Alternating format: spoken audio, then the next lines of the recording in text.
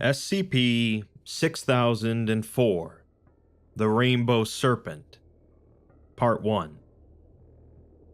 Most monsters in the SCP universe fall into a couple categories. One is a smaller entity that is dangerous on a small scale, killing people one at a time or small groups at a time, and is generally easily enough to be contained by the Foundation.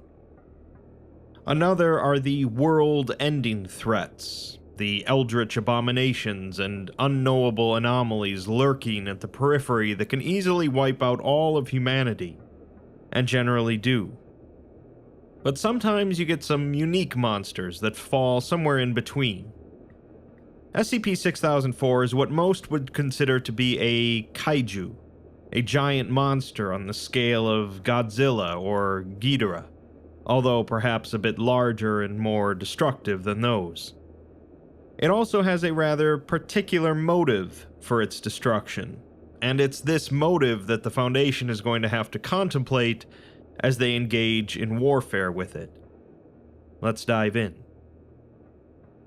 SCP-6004's object class is listed as uncontainable/Tiamat, meaning that it can't be contained without engaging in activities that would break the veil and bring awareness of anomalies to the public. The containment procedures expound on this a little, stating that despite their best efforts, 6004 remains uncontainable until such a time that drastically more powerful containment measures are made available, or SCP-6004 returns to an inactive state of its own accord. As such, current containment procedures revolve around the preparation for such a time, and minimizing collateral damage caused by its current state. SCP-6004 is a massive serpentine entity of variable size, measuring between 0.2 and 1900 kilometers in length, with mass proportional to its length. While its physiology varies from resembling various Australian snakes, its coloration has consistently been primarily black, with dull prismatic stripes running vertically down its length, with a pale underbelly. It also possesses a pair of horns and a larger array of teeth, more than what would be expected or biologically possible in non-anomalous snakes. Its horns feature thousands of engraved depictions of wildlife. It's capable of moving at abnormally fast speeds, often in excess of 1,200 kilometers per hour on land, and more than twice that underwater. This movement often creates large rifts in the terrain and tsunamis in the water, along with sonic concussions both in and out of the water. It also exhibits strength and durability far beyond what its proportions would suggest, capable of destroying mountains, throwing itself into the upper troposphere, and a bite force strong enough to crush the Foundation's mech units. It is also able to fly while in the air in a fashion similar to swimming. By maintaining consciousness, 6004 is able to alter weather patterns and atmospheric conditions on a global scale at will, primarily by exerting a mild cooling effect on the Earth's average temperature by 2 degrees Celsius. This effect varies in intensity and effect locally, with the most significant changes being intensified snowfall in the glacial areas and poles, increased rainfall in arid areas, and severe thunderstorms globally. The most threatening way it uses this ability is by generating dangerous weather conditions directly in its line of sight, often in response to outside stimulus or its theoretical emotional state. This most commonly takes the form of severe thunderstorms, hurricanes, torrential rain, and the generation of extremely large waves. It uses this ability primarily as a form of offense, typically striking cities, mines, and power plants with severe weather events before striking physically. Rain generated this way has been observed to spontaneously generate plant life within its area of effect, and this plant life has been observed to grow extremely rapidly, and is at times hostile to human life. Lastly, 6004 seems to possess a form of selective tangibility, able to cause damage selectively, seemingly choosing which structures are destroyed or left unharmed during a physical assault, and often using the ability when swallowing organic materials, primarily animals, while avoiding swallowing earth or buildings.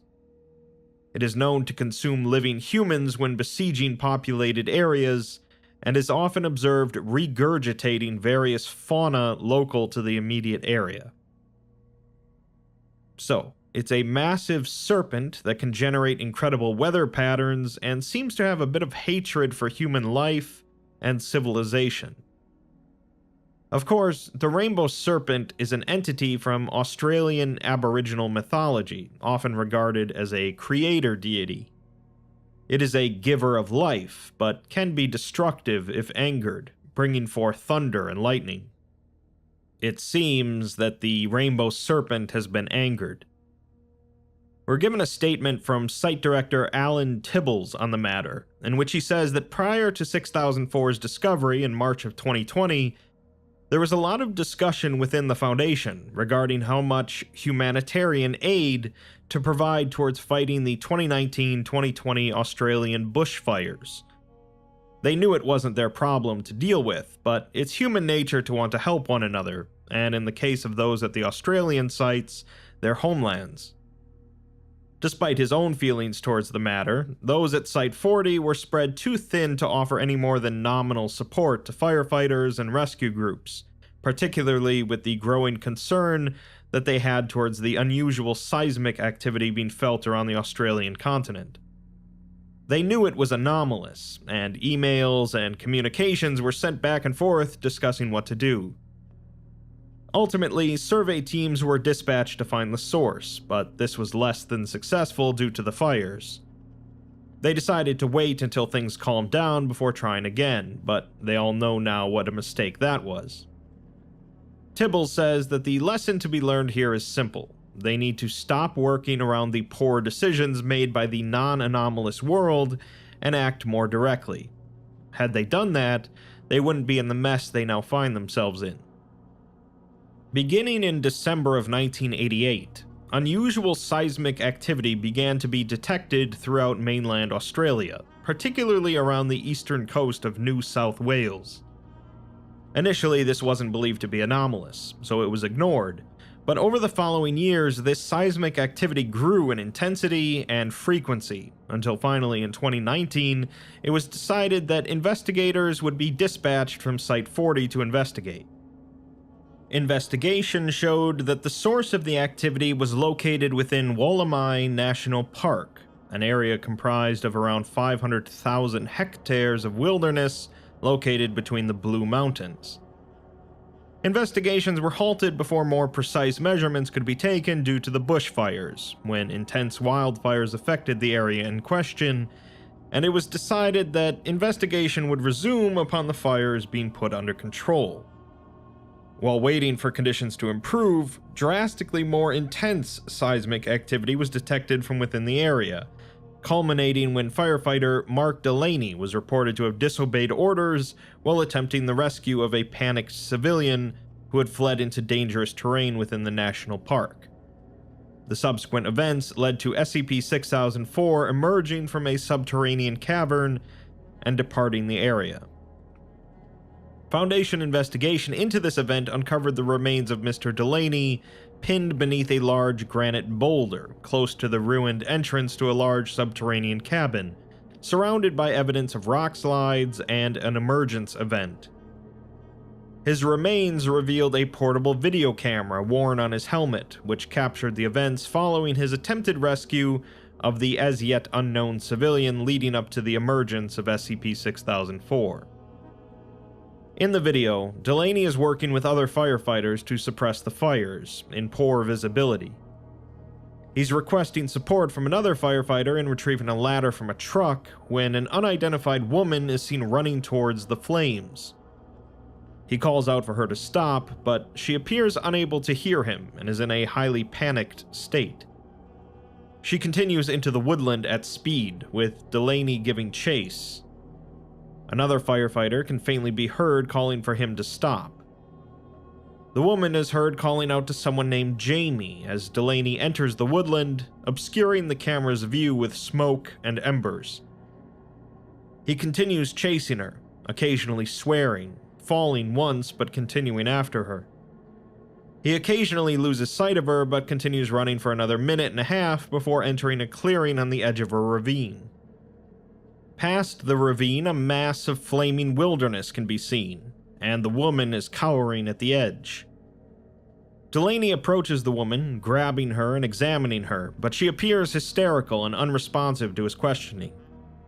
He lifts the woman out of frame and turns to begin carrying her back, but the camera swings over the edge of the ravine and shows a large reptilian mass partially exposed by a fissure in the ground. The reptilian mass then shifts, with the movement seemingly causing another earth tremor.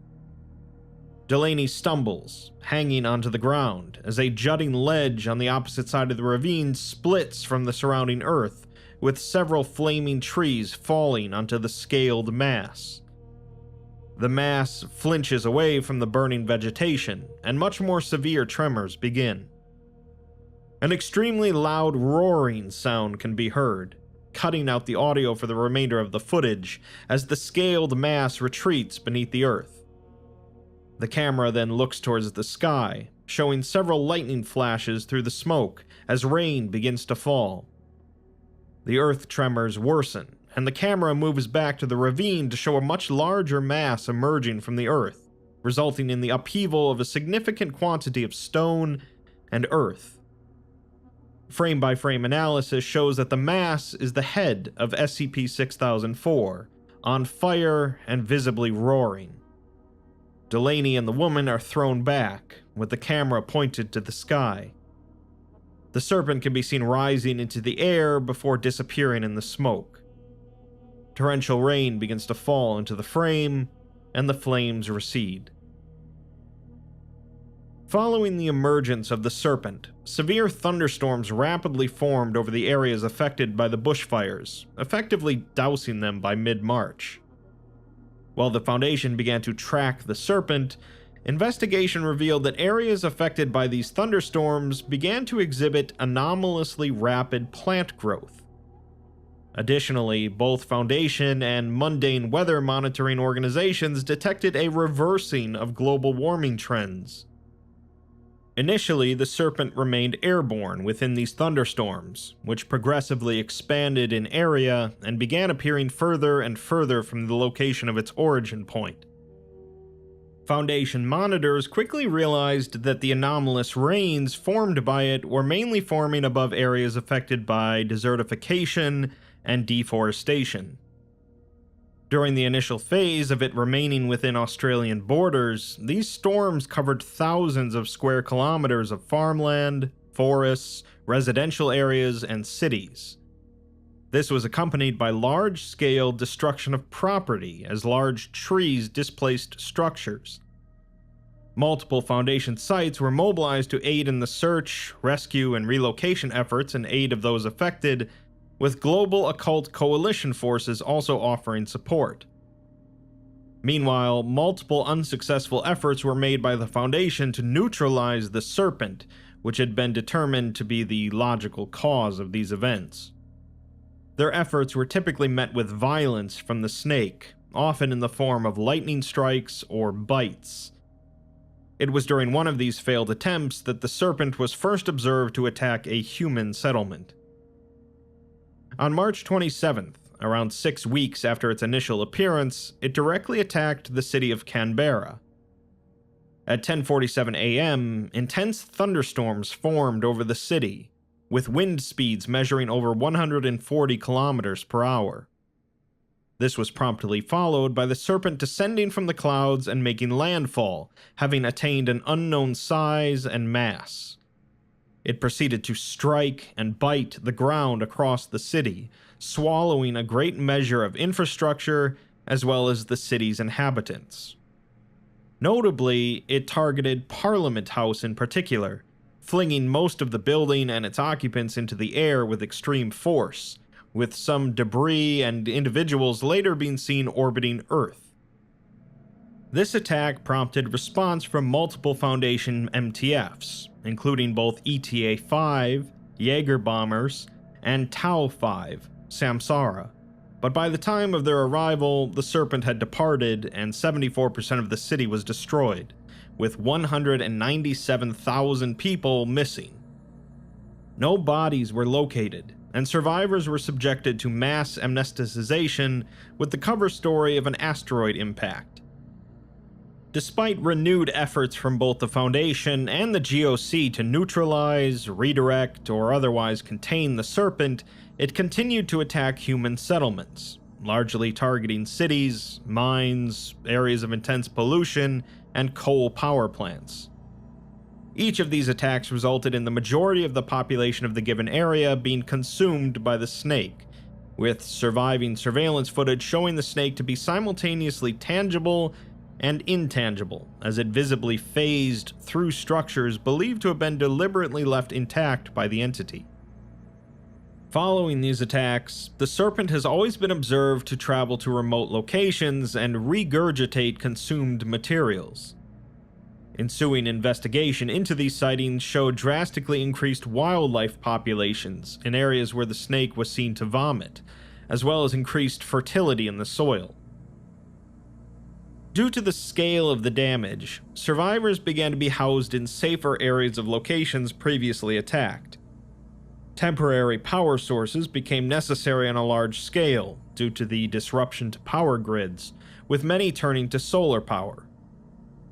During resettlement, many survivors and Foundation staff reported a large increase in the populations of native wildlife, which did not interfere in resettlement efforts.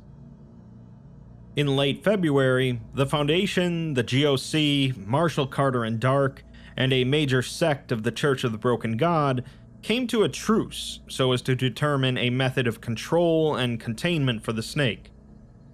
A think tank was organized involving various experts from across the four groups to try and establish a working theory as to the nature of 6004. Each group independently presented noteworthy similarities between 6004 and Australian Aboriginal Dreamtime stories of the Rainbow Serpent.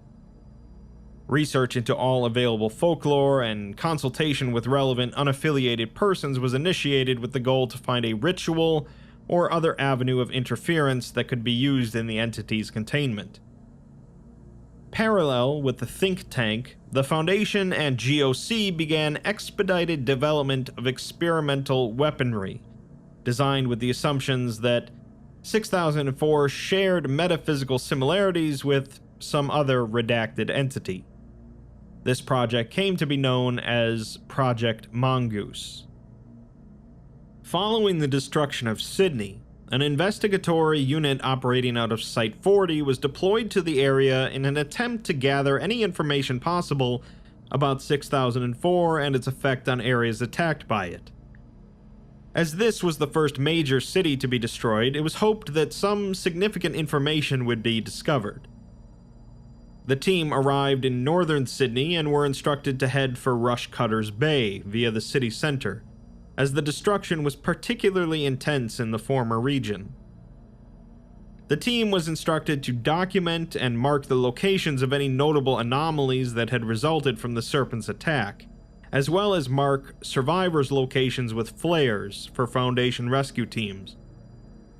We're provided with a transcript of a video taken from Captain John Vercoe's body camera, starting with them traveling on foot through Sydney's city center.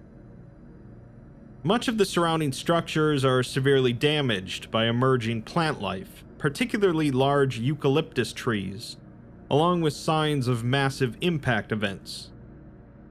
There is steady rain and occasional flashes of lightning. One agent is using a chainsaw to remove fallen timbers from their path, and as they continue on, they notice a number of koalas within the treetops looking down at them, noting that they definitely weren't living here before. They see wildlife frequently as they continue, with the animals universally avoiding the team, except for multiple snakes, which raise their heads and watch the team pass. Suddenly, they see a large mass moving behind some vegetation, so they attempt to flush it out by tossing a stone. There's a dull thud and a deep grunting sound from the bushes as the creature begins moving towards the team, forcing them into cover. A large, brown, furred quadruped emerges from the bushes, approximately 2 meters tall, snorting and grunting. It stops upon reaching the clearing where the team is, and looks around. One of the team asks if it's a giant wombat, but Command has no knowledge of it, with one researcher commenting that it looks like reconstructions of Diprotodon, an extinct giant wombat. It begins to snort and throw its head in the air aggressively, pawing at the ground and approaching one of the agents. He aims his weapon at it and begins backing away, but the animal follows. The captain tells him to slowly back away and to stop shouting, so he does so. The animal stops before roaring at him, and after a moment, it snorts and begins eating grass before returning to the bushes. The team decides to keep moving, as they don't want to be here if the Serpent comes back. They continue towards Rushcutter's Bay, eventually reaching the edge of a large crater formed by the Serpent striking at the earth. Trees and vines can be seen growing visibly larger within the crater, and kangaroos are foraging among the area. One of the team asks how big the snake has to be to do this, with the captain responding that it varies between 400 meters to over 1,000 kilometers long. Virgo tells Command that they're going to need to detour around the crater, with Command advising that they've detected movement in the trees and buildings above them. They continue along the lip of the crater before coming to a ruined apartment block overhanging the edge. A group of large kangaroos, approximately 2.5 meters tall, are grazing beside it, looking over at the team. The team goes around them, as a researcher at Command says that these are an extinct, short-faced kangaroo. One of the agents then spots a moderately large animal emerging from a hole in the wall of an apartment building, its eyes reflecting the light into the camera. The team takes cover and aims their weapons toward it as it slowly climbs down the side of the building towards the kangaroos. One of the team remarks that it looks like that thing up in Canada, referencing SCP-4715, but the researcher says that it's a marsupial lion, a powerful predator. The animal proceeds to drop from the building onto the back of one of the large kangaroos, grabbing it and biting it around the neck. The others scatter rapidly, fleeing into the trees, as the lion kills the kangaroo and drags its carcass back up the side of the apartment block. Two smaller marsupial lions can be seen at the edge of the hole where the larger one emerged from, vocalizing loudly. The rest of the team covers the captain as he moves to recover the kangaroo's severed head, and as he picks it up and moves to place it in a containment pouch, one of the team notices something quite odd about it. The head of the short-faced kangaroo bears a tattoo on its brow ridge, consisting of the words "Live, Laugh, Love," and a stylized human skull. The log ends here, and following review of the footage, the tattoos were matched to those on John Baring, a tattoo artist whose body was not recovered following the snake's attack on Sydney. It's now believed that all animals emerging in the wake of SCP-6004 attacks are people that have been transfigured into wildlife within SCP-6004 before being regurgitated. So, not only is there a massive snake rampaging across Australia, it's also swallowing people by the thousands and turning them into various forms of animals. It seems like a very difficult task for the Foundation to keep this all under wraps, and on June 5th, Site Director Alan Tibbles released another statement, which reads, "Things haven't gone well. From the total loss of Australia, the discovery that it's eating us and vomiting us up as animals, and the veil of secrecy being annihilated, it has been a bad few months. I know many of you don't believe that we can turn this around, but you're wrong. The Foundation has always managed to tip the scales back to our favor. Time and again we have contained the uncontainable, and recontained it when it escaped. We have saved humanity time and again from extinction. We have handled the whims of mad gods and bent the will of world governments. We have restarted the world a time or two. So I say this: we will rebuild what this snake has destroyed. We will find its weakness, and we will lock it away. We will begin again, using anomalous means until we're back on our feet. And when the work is done, we will help the world to forget the horror that we have faced these past few months. But right now, the big job is still ahead of us. We are continuing to build upon our weapons and containment experiments. We are learning more every day about SCP-6004, and we are getting closer to the answers we need. I just need you to dig deep and do our part in bringing this thing down. Yes, it has shrugged off all our efforts thus far, and yes, it is attacking settlements on a near global scale now. But now the veil is down. We don't have to pull our punches anymore. We can throw all we have at it. We can take what we have learned in this document, forge it into a weapon, and use it to win. So now it seems that the snake has gone beyond Australia and is attacking places across the world.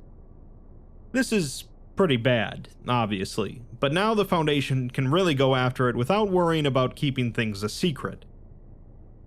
In the weeks following the destruction of Sydney, 6004 went on to not only attack all other major Australian settlements, but extended its range into Asia, Europe, Africa, and Antarctica, where it behaved similarly.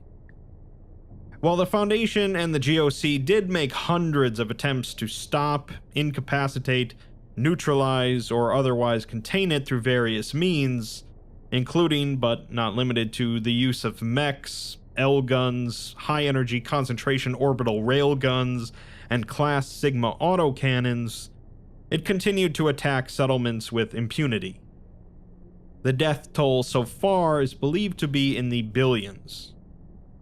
Worldwide, it has now lowered the average global temperature by 0.7 degrees Celsius, replenished glacial and polar ice, and refilled depleted lakes and river systems. Much of the world's deforestation has been reversed, and dozens of species of wildlife have been declared to be no longer endangered or extinct. It's estimated that over 40% of human metropolitan areas have been rendered uninhabitable within 6004's area of effect, and relocation projects have been made a priority. Due to the Serpent's targeting of dams, coal fire plants, and large cities, numerous temporary solar power arrays and nuclear power plants have been erected worldwide to cope with power demands. And both the Foundation and the GOC have resorted to anomalous means of food production to aid in the supply of rations to refugees. The handling of governments worldwide has become a priority, as many nations have moved to defend themselves from the Serpent militarily. The GOC has volunteered to use its UN channels to manage the issue, with the focus being on ensuring global government's priority is on the rescue and shelter of citizens rather than the bolstering of military forces, which has thus far proven ineffective at best and provocative at worst. While media suppression was possible in the weeks immediately following the snake's emergence, albeit extremely difficult, the expanding area subjected to the snake's attacks has made it impossible to conceal. As of now, the veil of secrecy is to be considered broken, and no further efforts to conceal the existence or effects of SCP-6004 are being made, as this has been deemed a waste of Foundation resources. It's hoped that the lowered global population may aid in global amnesticization programs in the event that SCP-6004 be successfully contained or neutralized. That's a rather grim way to look at things, I suppose. We're next given a list of locations around the world where the Serpent has either attacked or otherwise affected in some way. It's noted that hundreds of examples have been omitted from this list for the sake of brevity, so needless to say, the snake has been very active. In Canberra, Australia, 6004 landed on the city and rapidly struck at it with its mouth, accompanied by hurricane-force winds and thunderstorms. The death toll was nearly 200,000, and the snake appeared to target Parliament House in particular, a trend seen reflected in subsequent attacks on capital cities. In Sydney, 6004 remained in the clouds, only striking the ground occasionally while tsunamis flooded the city. Over 3 million were lost, and the offices of major mining and oil companies were specifically targeted with physical strikes from the snake, as was the area of Rushcutters Bay, with temperate forests rapidly taking hold afterwards. Over in Hong Kong, the Serpent directly attacked the city after multiple days of severe storms and monsoons. It dropped its tail into the sea and swept multiple massive waves at Hong Kong Island before landing its entire mass between Hong Kong Island and Kowloon. Over 6 million were lost, and multiple waves were reported to exceed 200 meters in height. Despite the thoroughness of the attack, however, multiple skyscrapers remained standing. On the flip side, the Aral Sea between Kazakhstan and Uzbekistan was refilled by rainstorms over a period of 9 months. Lightning strikes and flood damage caused much of the Soviet irrigation systems responsible for the drainage of the sea to be destroyed, allowing water flow to return to pre-Soviet routes. A perpetual rainstorm has also now formed over the Great Pacific Garbage Patch, with plastics and other debris hit by this rain being observed to transform into multiple different forms of marine life, including fish, cetaceans, coral polyps, jellyfish, and something redacted from the record. Another direct attack occurred at the Three Gorges Dam in China, with the snake destroying the entire structure. Following the impact, 37 billion cubic meters of water flooded down the Yangtze River, with widespread flooding in 6 different provinces. Multiple cities and other dams were destroyed in the process, resulting in over 400 million deaths.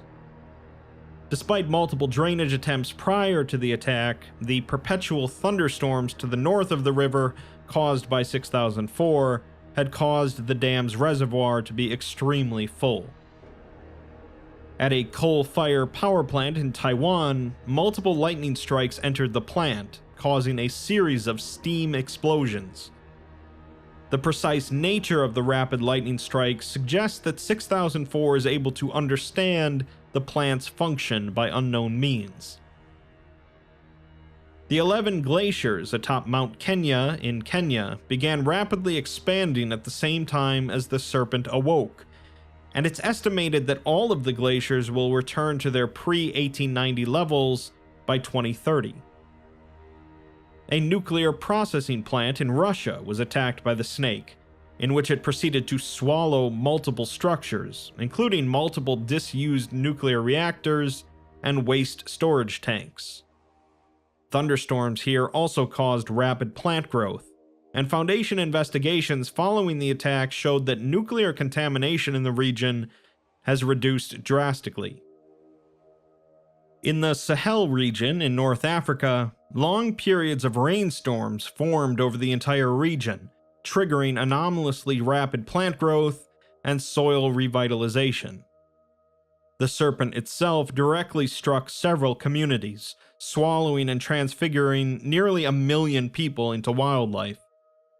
As a result, an area of 650,000 square kilometers that had previously been seriously affected by desertification reverted to semi-tropical forests and bushlands.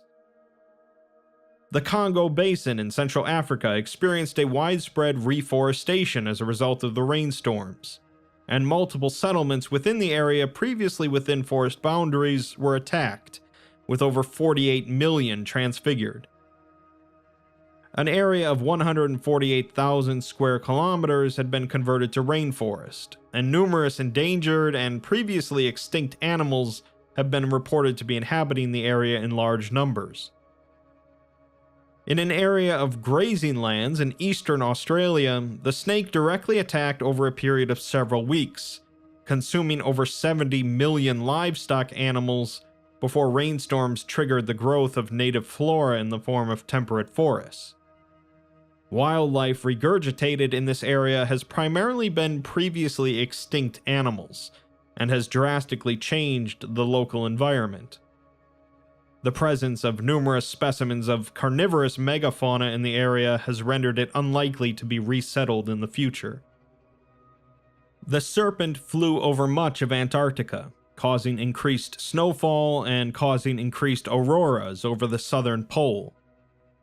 The increased snowfall resulted in the reformation of approximately 3 trillion tons of ice. It was also seen to circle Mount Sidley, a dormant volcano, for 19 days, although the reason for this is currently unknown despite Foundation investigation. At an offshore oil platform in the Republic of Angola, the Serpent attacked the platform from below the surface of the sea, physically pulling it beneath the surface and repeatedly slamming it into the seafloor. Structure remnants rapidly converted to coral reef over the following months, and it's theorized that the immense pressure generated by 6004's body mass crushing the station has effectively plugged the oil well. At an open pit mine in Papua New Guinea, rainstorms formed over the mine pit and surrounding areas, but did not cause plant growth. Instead, it detoxified the soil contaminated by mining waste. The Serpent then approached the mine via a river and swallowed much of the contaminated riverbed before emerging and proceeding to fill in the mine with surrounding earth before departing. The rainforest regrew in the area following the attack, and pollution levels in the nearby rivers has dropped to nearly zero. At a landfill in Italy, thunderstorms appeared over the area, with the rains converting much of the waste into fungus, trees, and insects. A large portion of the waste was converted into wasps and bees, resulting in vastly increased natural pollination. In India, the Serpent physically entered the Ganges Delta via the Bay of Bengal, attacking numerous settlements before swimming up the river at low speed over the course of 24 days. It was observed to have its mouth open, with its lower jaw scraping the riverbed and swallowing it, with its entire mass filling the river. It repeatedly attacked structures and settlements on the banks of the river, resulting in the destruction of multiple dams and the loss of over 250 million people. Notably, the Serpent did not harm an organization dedicated to the conservation and cleaning of the Ganges River during this attack. Military forces repeatedly attempted to intercept and attack the Serpent, but were either ignored or crushed in the process. Following its departure, the Ganges River was found to be clean and heavily populated by fish and dolphins. Over in Tanzania, rainfall over a region of wilderness was reported similar to other affected areas, but induced changes in local wildlife. Animals killed by human activities such as poaching and trophy hunting were observed to recover, in some cases multiple times. Following wildlife recovery, massively increased aggression towards humans has been observed, with numerous reports of lions, leopards, hyenas, and elephant attacks occurring daily. Glaciers in the Himalayan mountain range also expanded when 6004 awoke, and rainfall in the area introduced forests to areas affected by deforestation. Multiple settlements were converted to wildlife, with similar aggression and regenerative abilities seen in Tanzania, Siberia, and the Ganges, with a total of 28 million lost. Very curiously, numerous reports of SCP-1000 sightings in the region were noted.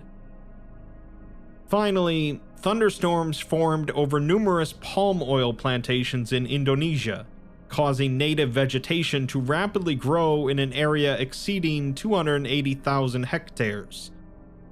Native vegetation grown in this way was seen actively strangling oil palms, and 6004 was observed to strike at the workers on these plantations from the air, consuming them. These areas were frequently revisited by SCP-6004 for the purpose of regurgitating consumed individuals in the form of native wildlife.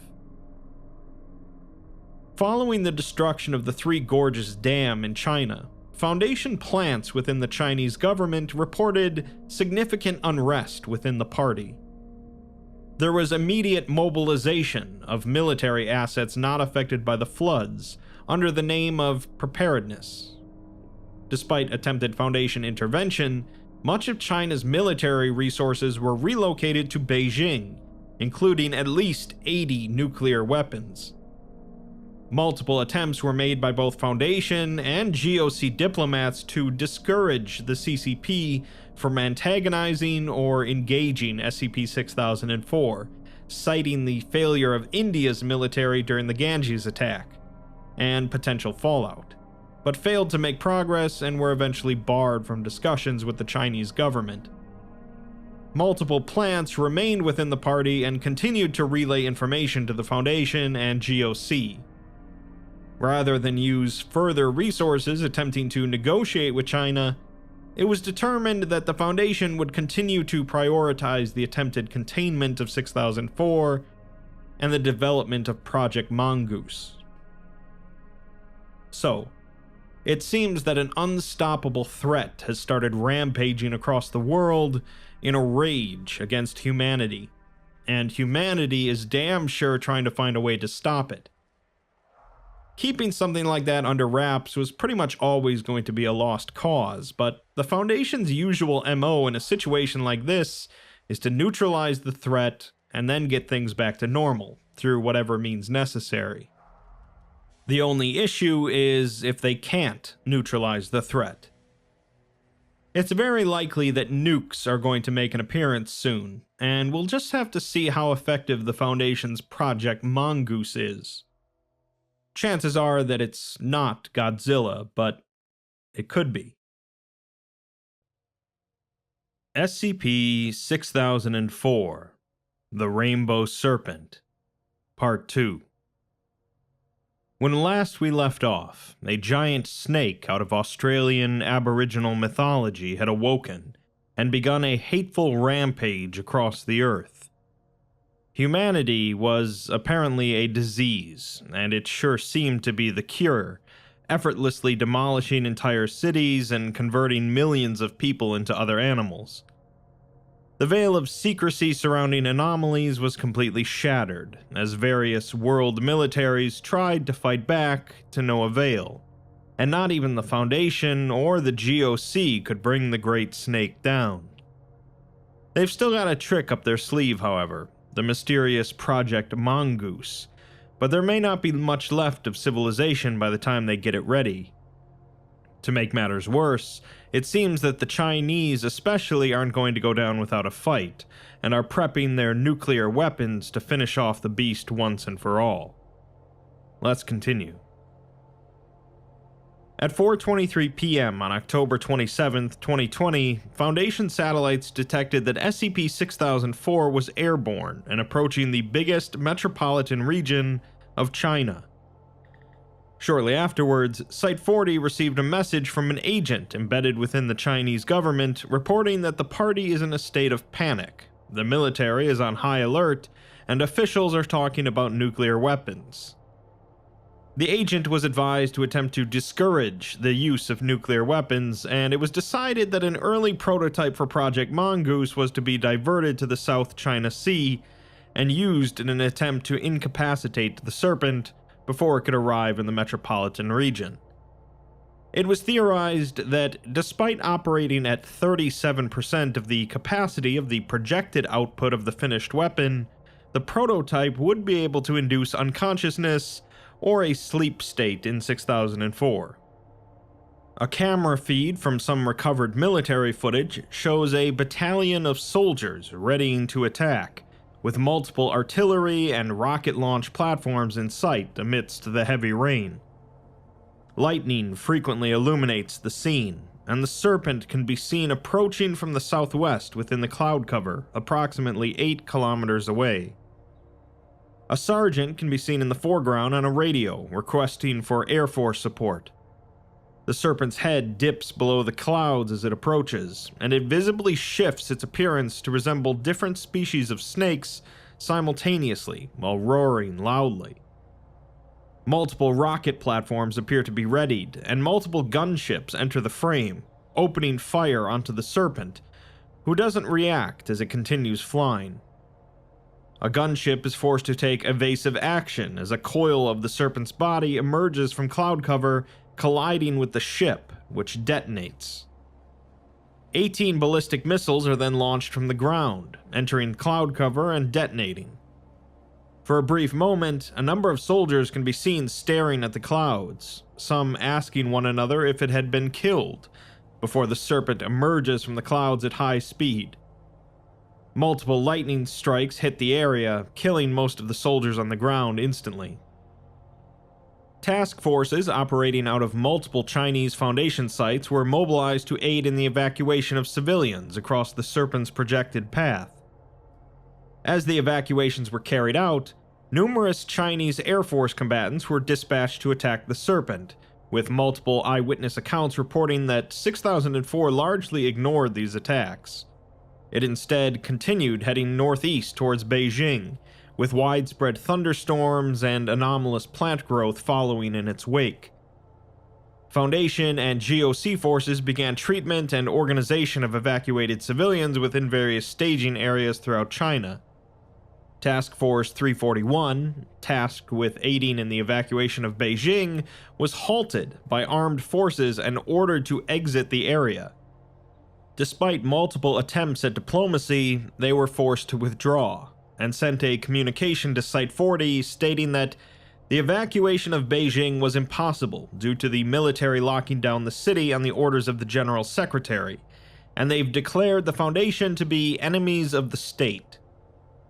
The ship carrying Project Mongoose was 40 minutes out at this point, and due to multiple reports of military attacks on Foundation and GOC forces, the decision was made that all task forces would withdraw. By 5:03 p.m., all Foundation activity within northeast China had ceased, with all forces returning to their home sites with minimal losses. 6004 continued to approach Beijing despite increasingly heavy resistance from the military. At 5:09, the agent in the Chinese government sent a message that they were going to launch nuclear weapons, and he couldn't stop them.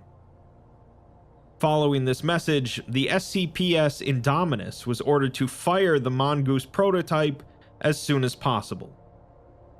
At 5:14, the Serpent reached the outskirts of the metropolitan region as air raid sirens sound out over the cities, and civilians can be seen fleeing indoors. A very large storm front can be seen approaching from the southwest, with the Serpent within it. Multiple military aircraft are engaging it to no effect, and thunderstorms are rapidly forming over the entire region. Heavy rain begins to fall, and large masses of vegetation form from the ground and architecture of the cities, causing massive structural damages. Numerous lightning bolts repeatedly strike multiple skyscrapers, and the Serpent soon coils above the city of Baoding, with the lightning strikes ceasing. At 5:16, it strikes the city, destroying 7 skyscrapers and hitting the ground. It proceeds to scrape the ground with its mouth, forcing numerous vehicles and structures down its throat. Multiple CCTV cameras show civilians falling into the throat as the snake slowly circles the city, moving in an inward spiral. It swallows both terrain and buildings, although some buildings are spared, with footage showing the snake passing through them harmlessly. Military aircraft then begin bombing runs, although multiple bombs detonate on its back with no effect. One aircraft is seen to deliberately ram the snake's eye, detonating violently. It fails to notice this, however, and continues its consumption of the city. Multiple tornadoes and lightning bolts begin to strike multiple sites within the metropolitan region, targeting skyscrapers in particular. By 5:19, it has finished consuming Baoding and rears its head into the air, ignoring the efforts of the Air Force. It turns to face Beijing and begins rapidly approaching as the Air Force retreats. The SCPS Indominus reports that it will be in range in 70 seconds, as numerous sirens sound within Beijing. A recording of China's head of state plays over loudspeakers across the city, stating that it's better for Beijing to fall than for all of China to be overrun. Indominus finally makes it into range, requesting permission to fire, as 12 nuclear warheads are launched simultaneously from within China. Tornadoes and lightning strikes continue to ravage the area, with large masses of vegetation forming over the ruins. The nuclear warheads strike the Serpent on separate parts of its body simultaneously, 43 kilometers southwest from Beijing. The resulting blasts are estimated to have yields ranging from 5 to 16 megatons, causing the Serpent to recoil and windows within a 68-kilometer radius to shatter. For comparison, the nuclear bomb dropped on Nagasaki only had a blast yield of 21 kilotons. Indominus reports sighting of a flash of light from the direction of Beijing, as rainfall, tornadoes, and lightning strikes cease in the area, and the upper portion of the Serpent is obscured by mushroom clouds. O5 Command orders the Indominus to charge the Mongoose prototype regardless, and onboard cameras show the barrels of the Mongoose aiming towards the Serpent as the device begins to emit green light and high-pitched wailing vocalizations. The Serpent then roars and rears above Beijing, with its head and much of its body aflame.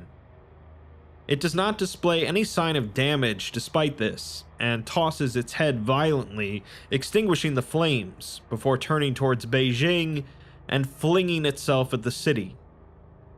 Its body, along with multicolored bolts of electricity coming out of it, cause catastrophic damage, and thunderstorms, tornadoes, and winds in excess of 450 kilometers per hour spontaneously form over the area. It strikes the ground repeatedly, thrashing its tail across the region, leaving multiple large craters. The Air Force re-engages with the Serpent, with multiple aircraft deliberately colliding with it as it continues to strike the Earth.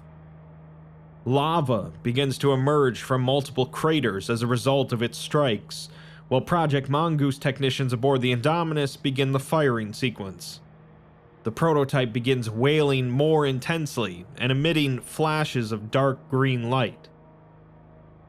The last remaining aircraft retreat from SCP-6004, and it eventually stops striking at the ground as it surveys the area.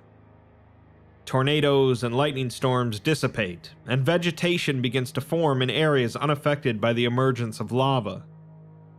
The entirety of Beijing and the surrounding area has been demolished, with no structures surviving, and the Serpent begins to roar and vocalize repeatedly. At 5:28, Project Mongoose technicians report that it's ready to be fired, and the O5s grant permission to fire. Upon activation, the crew of the SCPS Indominus were lost, and a large, sustained beam composed of something expunged from the record fires from Project Mongoose, accompanied by an intense, screaming sound. Satellite visuals are also lost as a result of the weapon firing.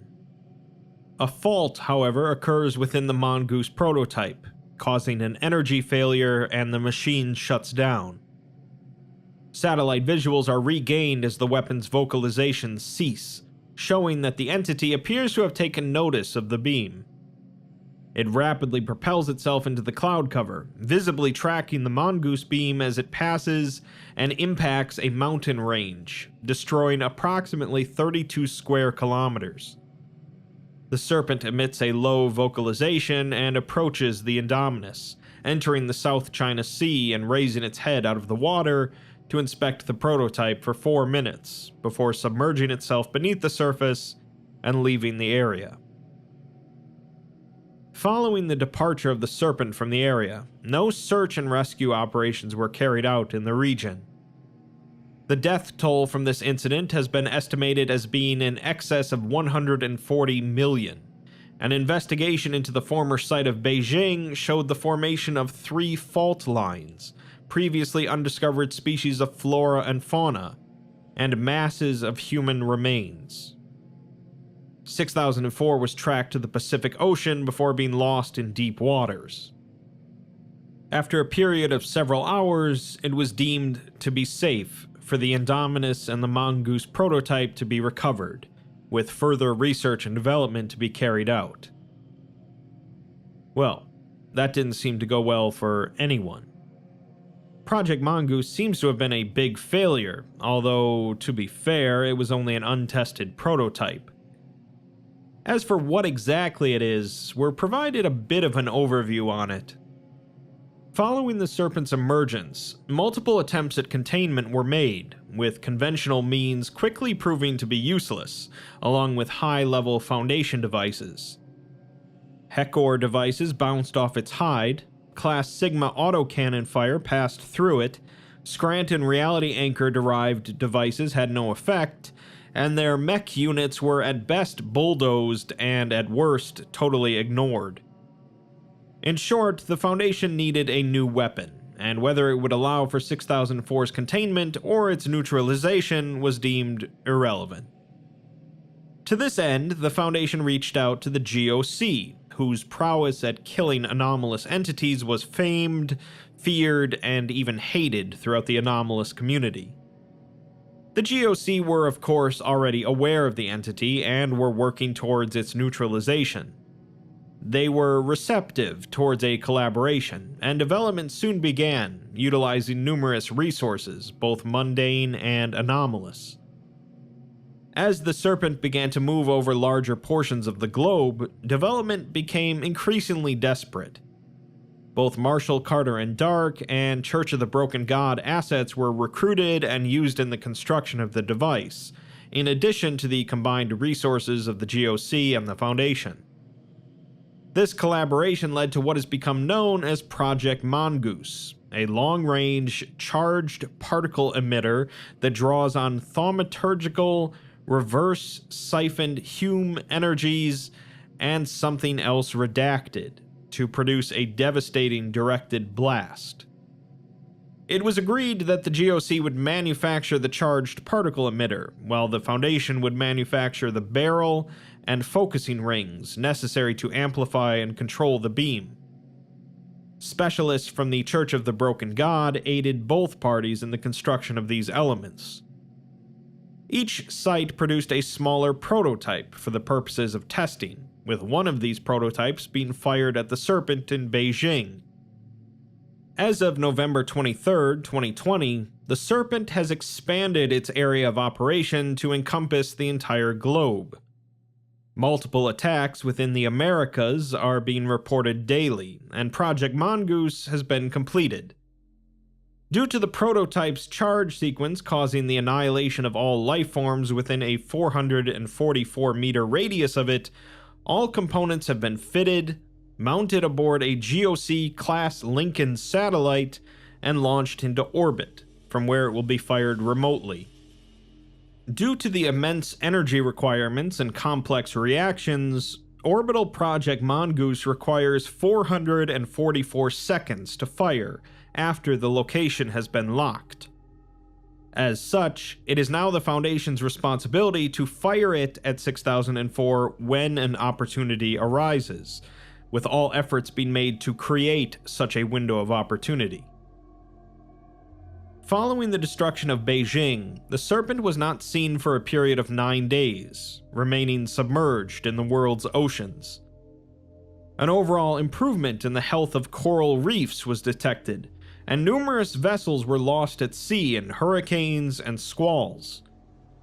By now, the remaining governments had taken shelter in subterranean bunkers, and a joint effort between the Foundation and the GOC has been working towards relocating and safely housing survivors of attacks, with both organizations producing food, medicine, and power via anomalous means.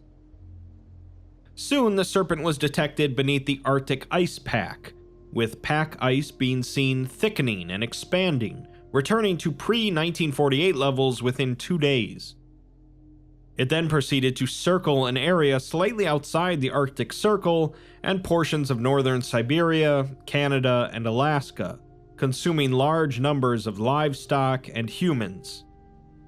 Various extinct flora and fauna returned to these areas during this time, and glaciation rates increased to a large degree, in some cases expanding over towns and a subterranean Foundation site. Despite multiple attempts to target the snake with Project Mongoose, it proved too mobile for a lock to be made. It then shifted its focus to the Americas, causing widespread rainstorms, plant growth, and reintroduction of endangered and extinct species, coinciding with mass disappearances of civilian populations within densely populated cities throughout much of South America, with a particularly large portion of time and activity centered on the Amazon rainforest. It continued to target large urban centers and environmentally damaging installations, and was first seen in the US when it attacked Washington, D.C. It was observed to actively engage with military forces by roaring and vocalizing at them before striking with lightning. The attack took place over a 40-minute period, where it proceeded to consume large portions of the city. Attempts to evacuate the US president and staff failed when the Presidential Emergency Operations Center was flooded, when the Serpent caused the Potomac River to flood much of the city ruins. It continued in this fashion over much of the United States, Mexico, and Canada, striking particularly hard at large cities such as Toronto, Los Angeles, Mexico City, and New York City. Enormous stretches of land, including 43% of the United States, were converted to forests by anomalous rainfall, with large numbers of people and animals being consumed and regurgitated by the entity. Disruptions to the US power grid triggered the cascading failures of numerous nuclear power plants, necessitating Foundation and GOC intervention to prevent multiple nuclear meltdowns from occurring. Meanwhile, Foundation historians and archaeologists have conducted extensive research into Australian Aboriginal mythology, particularly in regards to the rainbow serpent. It's now believed that oral Dreamtime stories passed down over millennia refer to confrontations with SCP-6004, and that the entity has attacked humanity before. These attacks have been preceded by periods of environmental instability, and were often resolved by various rituals, abandonment of environmentally damaging practices, or in some cases by guardian spirits engaging the rainbow serpent in battle. Should Project Mongoose fail, and containment proves temporarily impossible, the Foundation will have to consider influencing a significant shift in the way in which modern civilization functions, so as to not draw 6004's attention until containment becomes possible. The prospect of seeking out one of these protector spirits to intervene on behalf of the Foundation is also being considered. At this point, 6004's range is to be considered global, and Foundation and GOC political ambassadors are encouraging world governments to limit military activity and to move their populations outside of urban areas. Areas not targeted by the Serpent have been prioritized as temporary resettlement locations, and efforts are being made to safely provide housing for the world's population without drawing the Serpent's attention. After a period of 49 days of activity over the Americas, during which there was no opportunity to activate Mongoose, the Serpent began displaying interest in numerous Foundation and GOC facilities, circling the sites but not approaching for unknown reasons.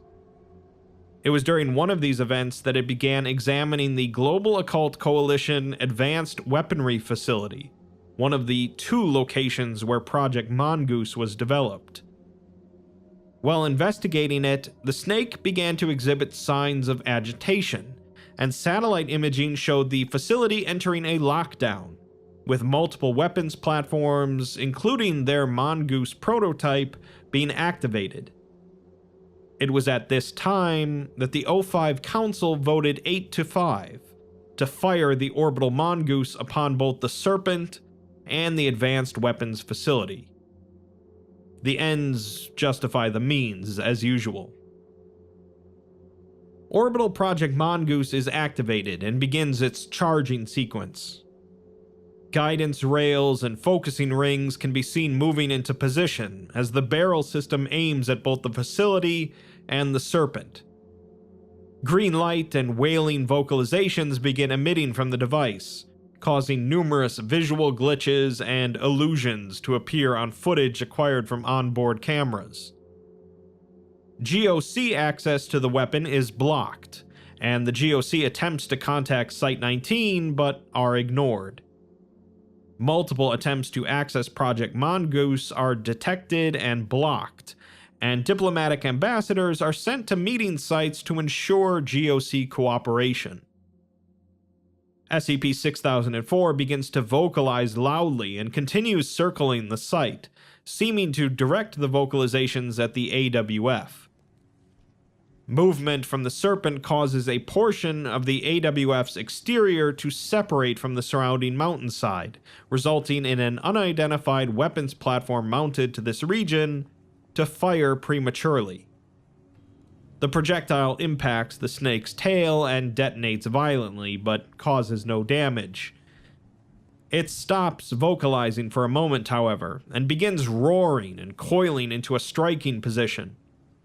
Multiple weapons platforms begin firing at the Serpent, and numerous shielding devices can be seen activating. Wind speeds immediately increase drastically, and rainstorms spontaneously generate. The Serpent strikes at the AWF, destroying a large portion of the mountainside which the site is housed in. Their Mongoose prototype fires at the Serpent with a sustained beam following its movements, and can be seen visibly irritating its skin on contact, causing it to recoil and begin dodging the beam. Multiple energy pulses are seen emitting from the prototype, annihilating all vegetation within 200 meters. Multiple lightning bolts strike at the site, but are redirected by GOC shield generators.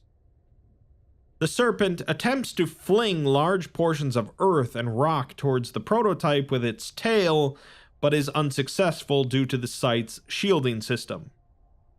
Following several seconds of uninterrupted impact from the prototype, the Serpent roars and emits a stream of multicolored energy from its mouth towards the prototype, causing it to misfire and re-enter a charging phase. The Serpent proceeds to wrap around the mountain and strike down at the prototype, resulting in a massive energy discharge, largely negated by remaining shielding devices. Orbital Project Mongoose readies to fire as the Serpent continues to strike down at the facility, breaching the top as GOC operatives inside attempt to evacuate.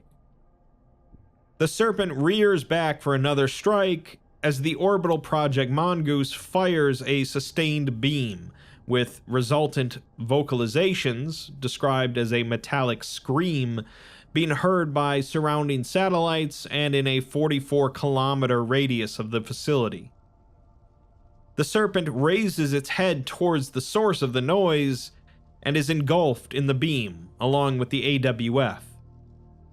The beam's impact annihilates the facility, with the weapon's energy flood and negative Hume field disintegrating all life forms within a 444-kilometer radius. 3 minutes later, the weapon ceases firing on the O5's orders, and both the facility and surrounding mountains have been completely destroyed. A large crater has been formed by the beam's impact, with the Serpent lying amidst the crater and surrounding areas, displaying moderate burns over much of its body. It then rises from the ground and roars, thrashing its head and tail as lightning emits from multiple points on its body, and the burns to its scales heal rapidly. Rainfall and wind speed intensifies, and the Serpent begins to rapidly expand and coil around itself, looking upwards. Visual contact is lost as storm clouds thicken, so the Council orders the weapon to fire again. The weapon fires a second sustained beam, clearing much of the generated storm clouds. SCP-6004 can be seen struggling against the beam and coiling on the ground before rapidly launching itself upwards into orbit. The weapon ceases firing automatically as proximity sensors detect an imminent collision, and the Serpent proceeds to grab the satellite platform within its mouth before falling back down rapidly towards Foundation Site 19. Following this, all contact with Site 19 was lost, and later assessment revealed that the upper levels of the site had suffered catastrophic damage. The upper 6 levels had collapsed and been strangled by extremely robust vegetation. A majority of the structure's upper floors had been displaced, with the remains of Project Mongoose largely annihilated. Multiple safe and Euclid-class SCP objects had breached containment, being either destroyed in the event or still currently missing, although the lower levels of the site remain uncompromised. Rescue efforts following the attack were able to evacuate some of the surviving staff, and a statement was provided by a site technician. He says that he was working on a broken fast access cart down in Euclid Block when all the lights went red and the alarms went off. He started running to the shelters, assuming that it was a standard containment breach, but then the banging and explosions started. He says that it felt like an earthquake, and you could hear the upper levels caving in. He was so busy looking at the supports that he didn't watch his feet and fell, getting trampled in the process. This also made him miss getting into the shelter before the bulkhead shut, so he ran down to the workshop where there was an LSA attack vehicle. He jumped in, held his hands over his ears, and watched the security feed before it went down. He says that it felt like he was watching the end of the world, as the snake crushes the whole eastern compound and throws the Mongoose platform into the admin ward. All the guns and missiles were unloading on it, and it was like trying to put out a wildfire with a water balloon. He saw it scream on the video and heard it 24 floors down, rupturing both of his eardrums. Then it started blasting the site with that rainbow lightning. The feed cut out, and the roof collapsed. Water started pouring in, and he thought he was going to drown, but it started to drain to the lower levels. He could hear the people in the bunker screaming, as something had gotten in there with them, but he doesn't want to know what. Then there was another quake, and the Serpent was gone. The MTFs rolled in not long after, rescuing those who had survived, and started on getting the SCPs back into their cells, noting that he heard that a lot of the D-Class helped with the rescuing. He's just glad that the Serpent didn't try and dig down to the rest of the site.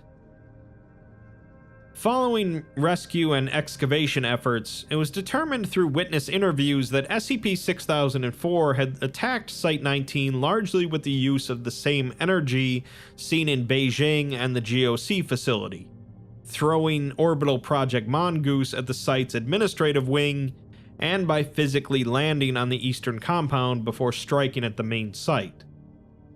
This was confirmed by the recovery of the Guardian AI log, which documented the AI's attempts to defend the site from the Serpent. The AI initially projected the site's destruction probability at 96%, and the staff survival rate at 23%. The Serpent's initial electrical projectile attack took the site's shields completely offline and caused around 18,000 casualties. It then collided with the East Wing, bringing the casualty estimate up to 48,000. It threw the Mongoose platform into the admin building, which meant that the weapon systems no longer fired on the Serpent due to the risk of triggering the Mongoose accidentally, wiping out the whole site. Between the flooding, the physical attack, and the electrical attacks, 87% of the surface was soon affected, and the Safe Class and Euclid Class containment wings were both compromised. The Serpent's repeated physical strikes brought down the kinetic shields, damaging levels -26 through 19 and all of the containment wings. The casualties were now estimated to be around 273,000, and there had been multiple containment breaches, including SCP-173 and SCP-939. The power to the Guardian AI itself was lost, so with its last bit of energy, it managed to redirect power to containment and security systems, sealing off the containment wings and activating the drainage systems. A few weeks later, we're provided another message from Site-40 director Alan Tibbles, which reads, "These have been some very hard months. Entire cities were annihilated, countries damn near depopulated, sites lost, anomalies escaped, truces made and broken. Friends, family, and loved ones we'll never see again were killed or turned into animals. The Veil's gone. The Foundation's resources have been drained on a failed project, and the world as we know it is pretty much over. But so are the attacks. SCP-6004 has revisited the site of its awakening. It hasn't hit a single city in weeks, and rain has stopped making forests. There is hope now, light at the end of the tunnel. This thing is going to sleep. We have excellent leads on how to keep it that way, and we will ensure it never wakes up again. We have a lot of work to do. A new world to make. Towns, cities, and sites to rebuild. New facilities to build, full of new means of production for food and materials. Billions of people to amnesticize. History books to rewrite, and effectively a whole new world to create. Luckily, it isn't the first time we've done this, and likely not the last. We can do this. You can do this. It will likely be the hardest thing you will do for us, but I promise you, it will be worth it." So the immediate threat is over, but the problems are far from it. Following the discovery of the core nature of SCP-6004 through Aboriginal rock art, extensive research into the history of SCP-6004, interviews with various communities, and the observed behavior of the entity throughout its period of activity, it's been determined that the Serpent is able to be contained through a rigorous and intensive reordering of global human development and practices. Along with the development of tools capable of inducing sleep in entities of similar scope to the Serpent, the Foundation must influence human civilization in such a way as to encourage a lack of outward expansion into wilderness areas, increased adoption of clean energies such as solar, wind, and nuclear power sources, and reduced reliance on unsustainable farming. In an effort to maintain societal progression, the Foundation and other organizations such as the GOC will be required to anomalously produce livestock, construction materials, and other amenities to reduce land usage. Cities and townships will be encouraged to advance via subterranean and vertical expansion, and total expansion into wilderness areas to be determined on a case-by-case basis, but overall limited to below 30%. Current Foundation efforts toward the rebuilding of settlements, rehousing of refugees, and re-establishing power to affected areas have already lent themselves to these efforts. Areas not targeted by the Serpent were naturally selected to house refugees, and at no point did the entity attack solar or wind farms, leading to more widespread use out of convenience. Nuclear power was similarly used. It's believed that these sites and power sources will be ideal launching pads for the implementation of these proposed containment measures, and numerous locations suitable for the development of further cities, towns, and Foundation complexes have already been identified. These measures are extreme, and will require the cooperation of both world governments and groups of interest. But in the face of SCP-6004 returning, they are warranted until such a time as the Foundation is able to fully contain the entity. A year later, an analysis is done of the Serpent's behavior since the introduction of the revised containment procedures. It has displayed significantly less aggressive tendencies when compared to earlier behaviors, and it's hypothesized that this is due to two main contributing factors. One is that the revised containment procedures have appeased the entity, and two is that it has essentially achieved the majority of its goals following its awakening. Each of these factors are evidenced by several observations and statements, and based on these factors and the Serpent's continued behavior, it's projected that the entity will soon return to a sleep state. Towards the end of 2021, the Foundation implemented revised containment procedures designed to appease SCP-6004, based on Australian Aboriginal Dreamtime lore. Since the implementation of these new procedures, the Serpent has been significantly calmer, having been observed ignoring multiple Foundation rebuilding efforts and not attacking a single human settlement. At one point, it approached Site 40 and simply stared at the building and the personnel. A corporal participating in a training exercise at the time says that it felt like they were being judged, and you could feel it even more than you could see it. After a minute, it flicked out its tongue, turned around, and swam away. The Serpent has also been observed spending a great deal of time at the area formerly housing the GOC's Advanced Weapons Facility. Despite multiple attempts to dig out lake beds and river sites, the rains generated by the entity have failed to produce lakes, rivers, or trigger plant growth as seen in other areas, with wildlife regurgitated by the entity all expiring within hours of placement. Previous models of the Serpent's behavior suggest that such events would trigger violent outbursts from the entity, yet it has only responded by leaving the area. It then proceeded to the Amazon rainforest, where it remained for a further 3 days.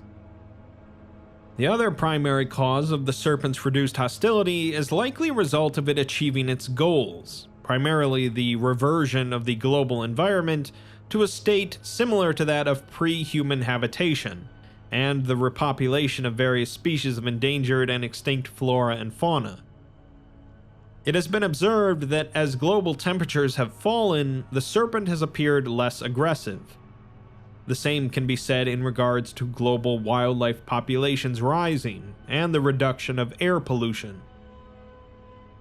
Beyond a reduction in the number of attacks carried out by the Serpent, it has also been observed that the entity has not caused the anomalous growth of vegetation or regurgitation of wildlife since February 13, 2022.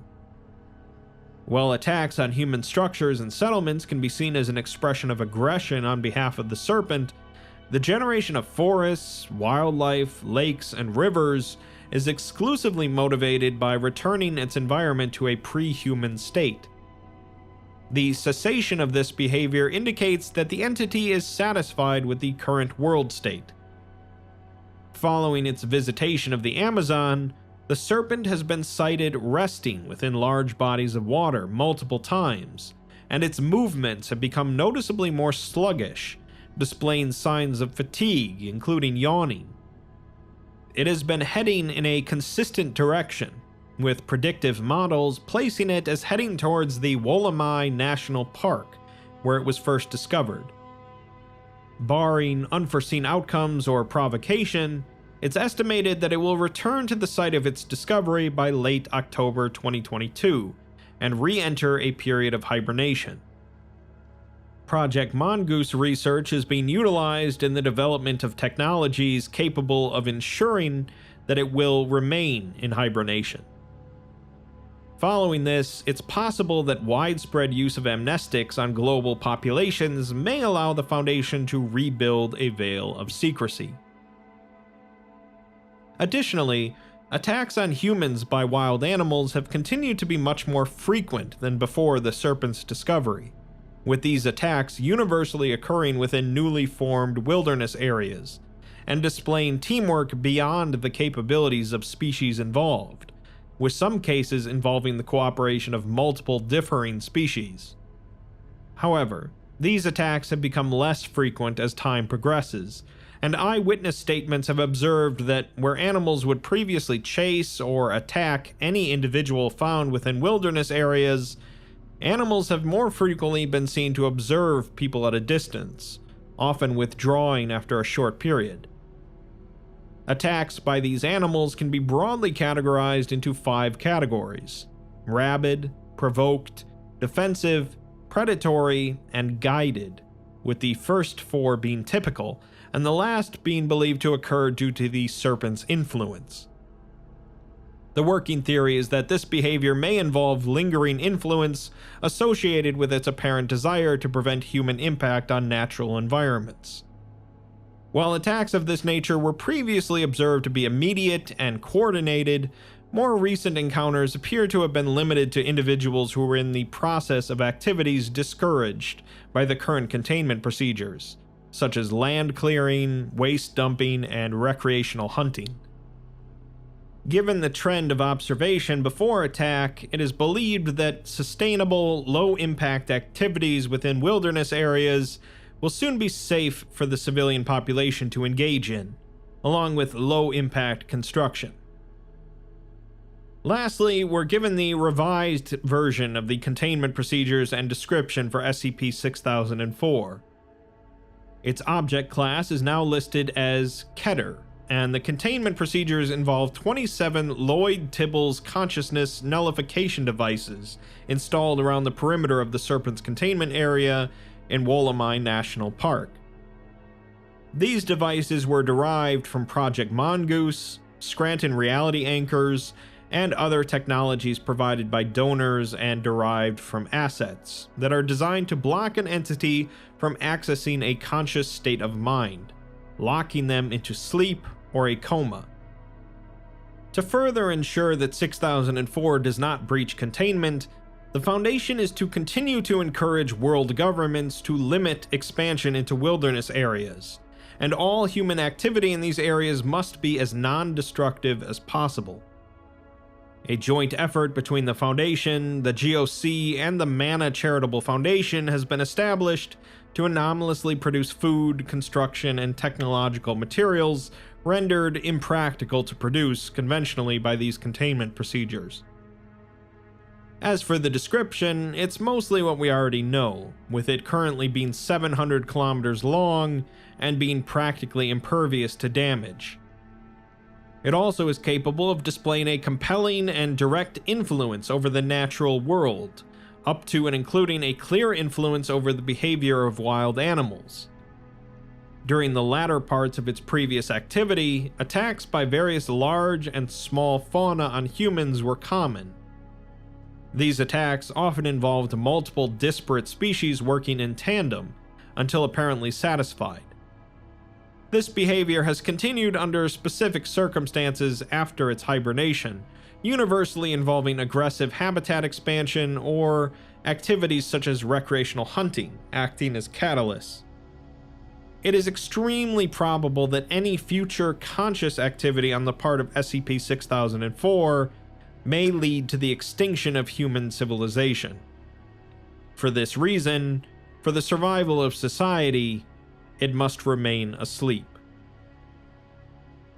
And there you have it. A rather unique scenario here, in which an anomalous entity came around and beat on the planet for a while, with the Foundation powerless to stop it. Normally, such a situation would involve the end of humanity or all civilization, but in this case, it simply wanted to teach us a lesson. Obviously, the entire piece was written to be a diatribe against various groups and individuals that have done damage to the environment or otherwise ignored that damage. And while such stories are hardly a new concept and can often come off as heavy-handed, SCP-6004 remains as an interesting article in the SCP universe. It's notable to point out that the Foundation itself had no interest in protecting or caring about the environment in general until doing so became part of their own goals.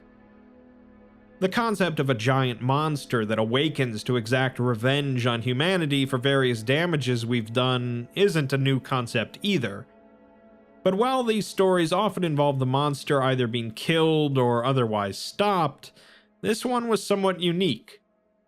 A giant snake showed up and told humanity to quit messing around, and they really had no choice but to listen.